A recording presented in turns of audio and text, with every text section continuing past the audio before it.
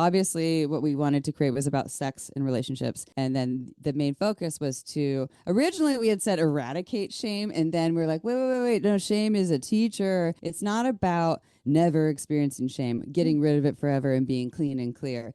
It's how to have the least amount of shameful sex. I like to think that we are teaching people on how to work with their shame to have better sex, whether it's with themselves or their partners or just their perspective on sexuality in general. I don't think we'll ever be able to totally eradicate shame, but what would the world look like if it was more shameless, especially in the world of sexuality? Why are we taking all the fun parts out of sex education? It's not all doom and gloom. Today in the lab, we're joined by Amy Baldwin and April Lampert, the hosts of the wildly popular Shameless Sex Podcast, to explore pleasure, shame, communication, and the sex education most people never received. Today we talk about why pleasure belongs in sex education, how shame silently shapes our sexual lives, and why healing often starts with finally feeling safe enough to ask the question you've been afraid to say out loud. If you've ever felt like no one taught you how to actually talk about sex, this episode is for you. Welcome to Sexology Lab. Each week, we speak with the most compelling minds in modern sexology to ask the questions shaping the future of desire, connection, and human wellness. Let's dive in.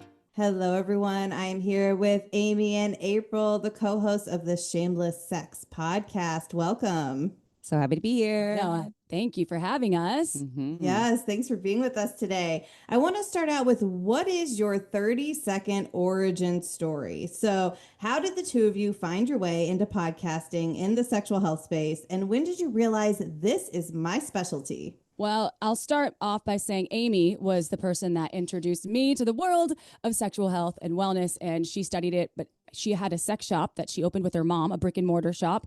And so back in 2008, she kind of lured me in a good way. I had no idea that I had a gift for this, and it's found me, and I've never looked back.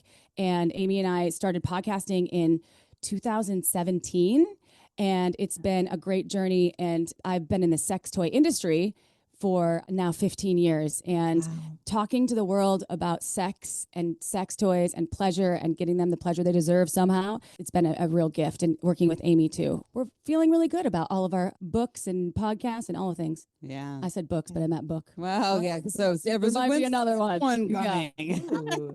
I know. I'd love to hear a little bit more about your book. Can you tell me a little bit about what's in the book? Our book, the title is Shameless Sex. And then the running title is, April, will you read it? Because we can never remember it because it's a bit long. It's a 14-word long subtitle. Choose your own pleasure path to unlock the sex life you've been waiting for. And this very much goes hand in hand with Shameless Sex, right? So our podcast is designed to help people or inspire people to discover sexuality in their own terms, of course, abiding by consent and boundaries and all those very important things, but acknowledging that we are all very different. We all have very different interests, needs. They're always changing, ever evolving. The book itself, it's more like, okay, so here's your issue or your desire, something fun and exciting. And instead of us saying, here's what you should do, what's the outcome that you're desiring? And then you get to navigate that. It's not a workbook, but it kind of is. It's like a map or a compass. Yeah, it has some real strategies in there to help people. Sex educators seem to love it too, which we're so excited about. Yeah. Because we've had a lot of great feedback from sex educators. With what April already said about us starting Shameless Sex, we guested on Sex with Emily. She's a dear friend of ours and one of the top sexuality podcasts in the world. We left that just like, okay, so we love talking. It was so fun. We love talking about sex.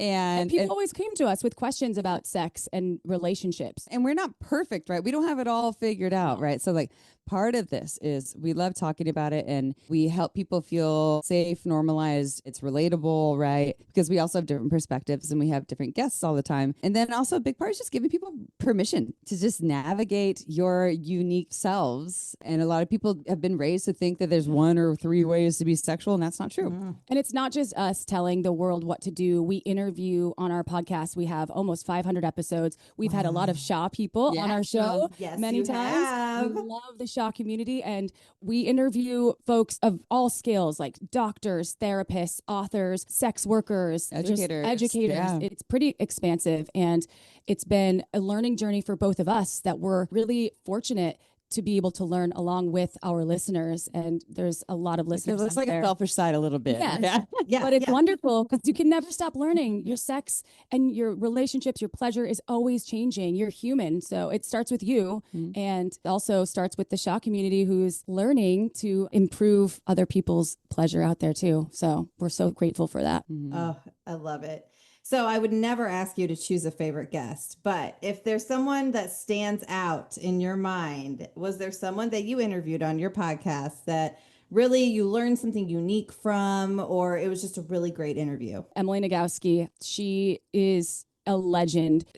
She's a researcher. She's an incredible author. Come As You Are changed my life. And then now she has Come Together, that book. And she's been on our show 2 times. And every single time I take away nuggets of knowledge that I use in my daily life and over the years. Did I steal yours? No. No. So for me, I love formulas and new modalities because I'm actually a heady person. One of my biggest pieces of work for my own sexuality is slowing down and then really trying to not be super heady about everything. And I think that there's heady processes or formulas or modalities that people have created that help folks such as myself understand myself or themselves better. So I love, and I know the episode number, it's 126 because I talk about it all the time. And it's with Jaya, Jaiya. And she created something called the Erotic Blueprints. And I love how you can take a little quiz. It's like 16 questions. It's free. Yeah. It'll help you to understand, here's what helps you individually to feel in your arousal. And it might be different from your partner or your many partners or what everyone else says. To me, I guess any episode that paints an easy to navigate picture or formula where people can how can I go and figure this out for myself? I just really appreciate that. That's what the world needs. Oh, yeah, that's incredible. I love it. All right. I would love to know what's one trend in this industry that genuinely excites you? There's 2 different industries, at least in our world, right? There's the therapy industry. Actually, there's 3: therapy, podcast, sex toys. In the therapeutic world, I am loving seeing, hearing, knowing that a lot more therapists are seeking out further education just about sexuality. I cannot tell you how many people I've either worked with as a sex and relationship coach, or we receive emails from saying, I have a therapist, they're great. But when it comes to sex, it just doesn't either feel safe. I don't feel seen. Maybe it just doesn't feel like they have the knowledge or information that that person is really needing. And so I'm loving things also like Shaw, right? And the people that are dedicating their time and money to expand their education to better serve these clients. And also if y'all don't do that, that's great because I'll work with them too and make money as well. But why not? Why not have that? Because sexuality is such a huge part of people's lives, whether it's positive, negative, traumatic, beautiful. Right. Oh, we need more of us in this space for sure. I don't want to be greedy, but I have 2. Yes, so I love it. First of all, I love the fact that more folks are going on retreats, like sexual wellness retreats, couples retreats that are focused on sex and relationship coaching and expansion of their own knowledge, their toolkit. And I think that is really cool. I keep seeing more and more couples tourism and sexual health tourism. I love that. And then the other part is the fact that every year it seems like more and more folks are getting used to owning sex toys, having them in their repertoire of products that's like lube, sex toys. It's almost as common as having a knife set in your house, right? A lot of people still think it's the problem, right? But I think we are agreeing that we're seeing that there's more movement towards it's a bonus, right? And pleasure is pleasure. Yes, exactly. Pleasure is pleasure. Give me that vibrator. Give me that. There you go. Give me that butt plug. I love it. All right. Now, if you could teach the world one key insight about this field, about sexual health in general, and it's something that could really move the needle, what would it be? Okay. So sexual health isn't just about abstinence or disease or dysfunction. It's about well-being. It's about pleasure, connection, your authentic expression of who you are as a sexual being. And it's a fundamental part of all of us. It really is. Maybe not every single person, but on some scale, it's going to enter into your life whether you like it or not. And it's a beautiful thing to learn more about. And it's not about prevention or shame. It's about empowerment and joy and how we move the needle through our own sexual journeys and learning more tools to help others as well. right? To help yourself and then to help others, especially in this realm of therapy and podcasting. And I agree entirely. And also, when I became a certified sex educator in 2008 with SFSI, sfsi.org, I think they still have the switch line, like the call line where you can be like, hey, so I have this weird bump on my penis. But they were doing trainings. And so I loved when I learned about the slogan, all consensual sex is good sex. And I know that there's ways we can expand on that even more, right? If we can embody, whether we're like the healer or the person selling the sex toy, in the sex shop or whatever, as long as it's consensual, whatever you're into, even if I don't understand it, I'm not into it, I might even feel some ick factor around it, I'm going to support this. I'm not going to make the face. All these things matter. Your body language, it can create shame so quickly. So if something's not consensual, yes, that's something to look out for. But if you hear something from someone that you're like, oh my God, I didn't know that existed, and that sounds like disturbing or disgusting to me, but it sounds safe-ish, right? How can you help that person feel safe in that part of themselves that is true and real? And I think that we are definitely moving in that direction. The more people, especially people with more authority, the therapists, et cetera, that are doing that, the better. Yeah, absolutely agree. Now, I think through your podcast, you all are educating like millions of people. Okay. Like every time someone listens to an episode, they're learning something about sex education. So do the two of you remember what your sex education was like? Oh, yeah. Absolutely. It involved a banana and a condom, and that was it. Not that. And then a video of someone having a baby. And it did not look fun. And it We're looked good. really hard. And I was like, okay. Oh, and then textbooks with all the STIDs. Yes. That's our joke about We didn't STIs. really learn about a lot of STIs at all. It was abstinence was the key. And if you're going to choose to do that thing, that bad thing that it was presented as, then here's the banana, here's the condom. And awkward for everyone because, as I said in the book, I was made fun of for asking a question. I was like, I think it was 8th grade. I think I asked, what if it breaks? The condom. Oh, and well, that's a great question. I know. And I got made fun of by like the back row of boys, and they were like, meanwhile, they've all experienced condoms breaking, and now they're like, shit, I should have listened to the answer. Right. Yeah. I think I also asked if you could get an STD at the time from a toilet seat at some point, but that was after class. Still a good question. And then I learned not to great ask questions because you were going to get tormented afterward.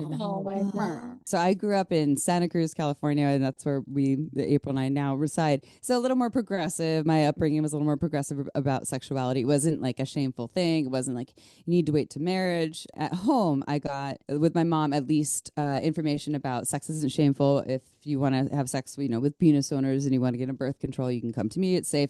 I just didn't get the pleasure education. And then the same thing applies to the school system. I got all the comprehensive sex ed stuff, but none of it was about pleasure, right? I know about all the bad things, but I don't really understand how to access my own body, how to pleasure other bodies. And I really wish that could have been a part of it. So I definitely feel really grateful that I was taught sex is not a shameful thing, and that I can reach out for support or education if or when I want to. But I just really had to work hard to learn through a lot of trial and error and a lot of error of the pleasure part. Absolutely. I think, unfortunately, we've come to accept as a society, you're lucky if you get any kind of sex ed in school. Also, consent and boundaries and safety very much need the pleasure conversation, right? So we're talking about all these things without the pleasure part. We are leaving out this big part of it where now it's almost like it's a separate thing, but they're all so related. How do we now learn about and experience pleasure with boundaries, with consent, with safety, with prevention of STIs and pregnancy? But they're like,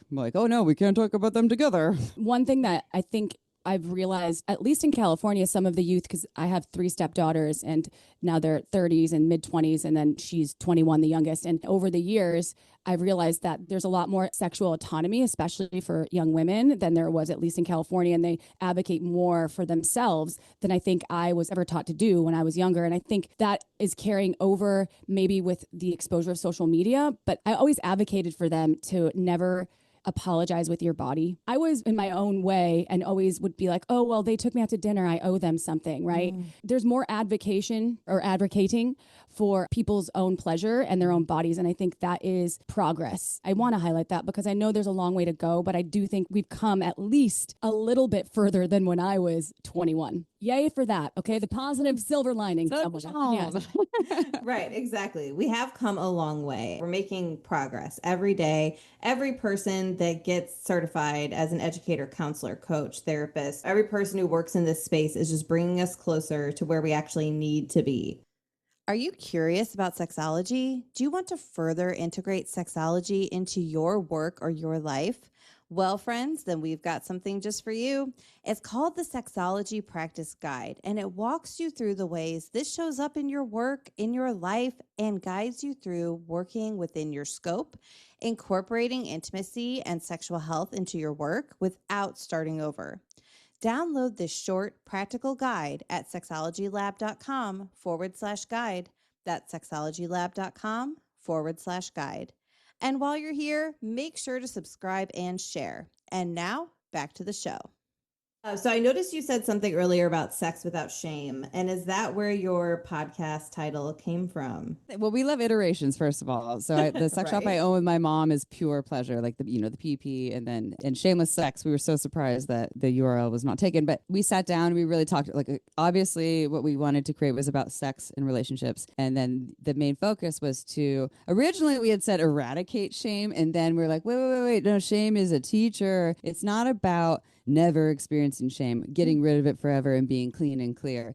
It's how to have the least amount of shameful sex, right? Or when the shame comes up, how do we teach people the tools on how to work with that so that they can have the most pleasure and connected and enjoyable experiences with people? So I like to think that we are teaching people on how to work with their shame to have better sex, whether it's with themselves or their partners or just their perspective on sexuality in general. And guess what? It will still come up. We both have shameless sex now. There's been times where there's like shame. You go deeper and you ask yourself, where did this come from? And then you work with yourself and with your partner and with the tools that hopefully you have access to, right? No matter who you are. And we talk about how it's important to talk with therapists. And I don't think we'll ever be able to totally eradicate shame, but what would the world look like if it was more shameless, especially in the world of sexuality? At Shaw, we train many people who are wanting to work in sexual health. So what's the most important thing professionals need to know about educating the public about sexual health? I will start with this, and I already hinted at this before. When people ask me, like, what's the main thing that you do, whether it's as a coach or a podcaster, is the biggest thing is giving people permission to be themselves. Again, abiding by consent and boundaries. And I said this before too. April and I learned this working in the retail store of Pure Pleasure when we had the brick and mortar for 12 years. We learned how important it is when that person comes in, they're all scared and they're shaky and they're like, oh, and we're like, oh, can I help you find? They're like, no.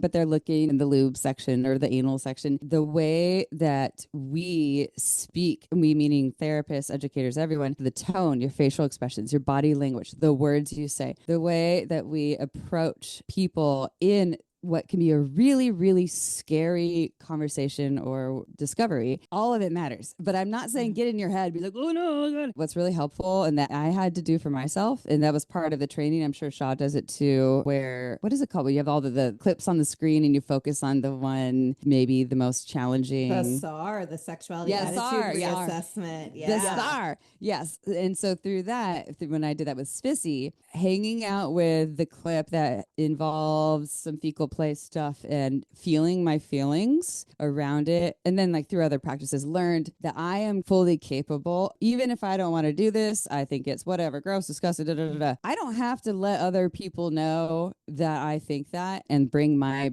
bullshit on them with that. Right. I think that's just one of the biggest things would be checking in with yourselves about what are your areas that are challenging or that you might have judgment. And you can even do like a mirror practice too. Look at yourself in the mirror as you're watching the thing and then trying to pretend like you're talking to a client about it. What does that look like? Does it feel safe? Does it help that person feel like, okay, I'm still safe here? Like, even if they're not into it, I'm not being judged. I still belong. I think that permission is a really, really, really important piece that a lot of people have not received. I love that. And that's sort of a component to what I want to put out there. The most important thing, in my opinion, is that you all are not just a distributor of information, but you are a healer of shame. And the work is really creating that safety and permission that Amy spoke to. It's not just about the technical knowledge that you're gaining from your trainings. It's also about holding a compassionate space and allowing someone, your client, to finally ask the question that they've been too afraid to ask their entire lives, or setting the stage where they can think about that question to themselves themselves and then learn from all of that content that's available to educate themselves on how to move through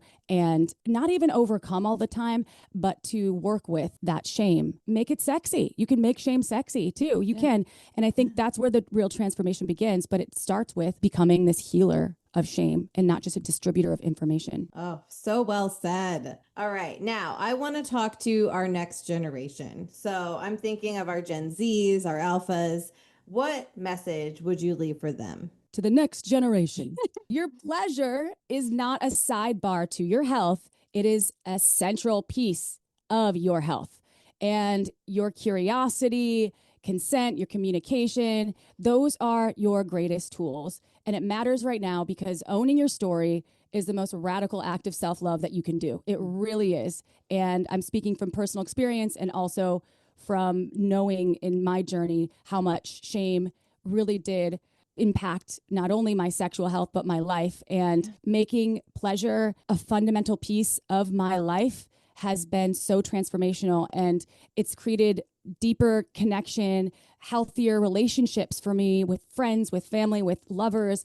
And I think that individuals who advocate for themselves and respect others, we really can see this unified world, if you will. And I hope, and I'm really confident that the next generation, knowing that pleasure is such an important aspect of your health, it's going to change the world. And this is the time. The time is now. So your well-being matters. We're so lucky to live in this time with all the podcasts, not just Shameless Sex, but listen to Shameless Sex or the books. Even if you live in the middle of nowhere, as long as you can get some Wi-Fi, you can get some sex education. So I agree with that. And then also with just what April's saying too, not everyone, but a lot of people are taking supplements and like doing certain things, exercising, eating healthy as a preventative measure for living a healthy life, right? And sexuality and sexual self-care is a part of that. So whether that means hiring someone to work with to help you along this way, and it doesn't mean you're broken, there's still this thing. And don't wait for it to be broken, by the way. Therapists would be like, okay, great. Yeah, I'm going to make a lot of money off of you. We're going to see each other for a long time. If you actually start, like when things start to get a little confusing, like you start to do that work then and now, it will make things so much easier. And then just the last one I will add to that, that's connected but separate, is just the compliance issue. Has been around forever, and I don't know if that will ever go away. But for anyone who is a teacher, healer, therapist, to